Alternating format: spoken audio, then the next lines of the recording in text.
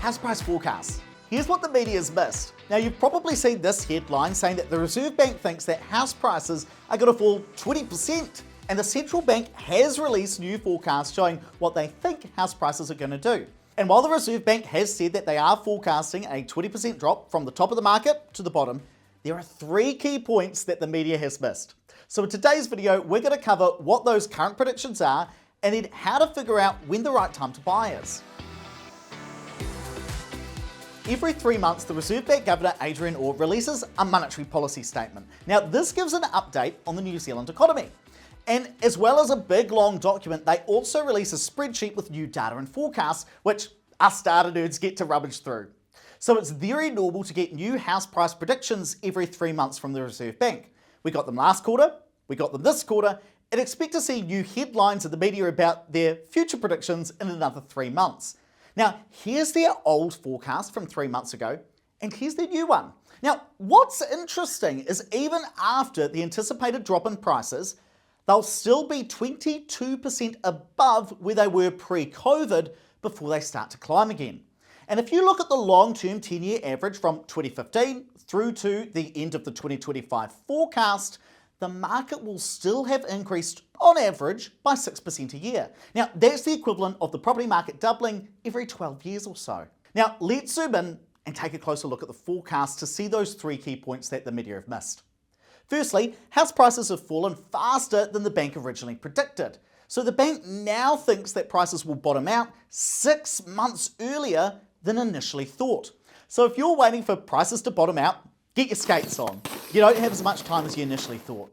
The second point that the media seem to have missed is that even though the bank now expects prices to drop further, they still expect prices to recover at the same point. And so the market will recover more quickly from the trough than initially predicted. On top of that, property prices are forecast to recover even further than predicted. You see, in the original forecast, prices were expected to increase 4% from the trough until the end of the forecast. Now, under the new forecast, they're expected to increase 11% from the trough to the end of the predictions. That's 2 years later. Now, let's put that into context. If you buy a townhouse today worth $800,000 and you're able to time the market perfectly, you might make 88 grand in capital growth over the following 2 years.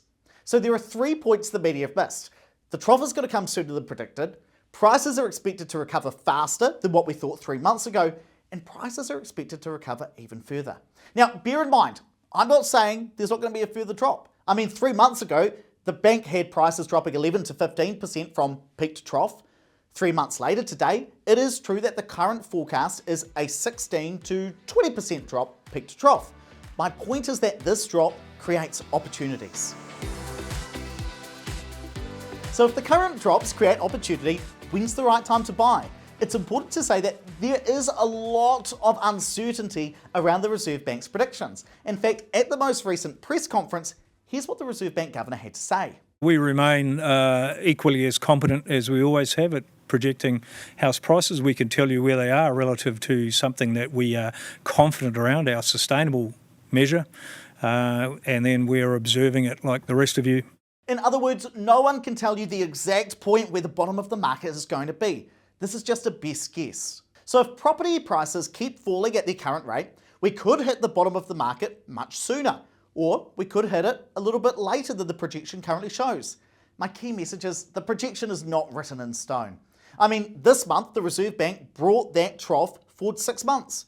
In 3 months' time, when they give their updated forecast, it could easily be brought forward again. And that's why getting a really good deal will always beat getting the market timing exactly right.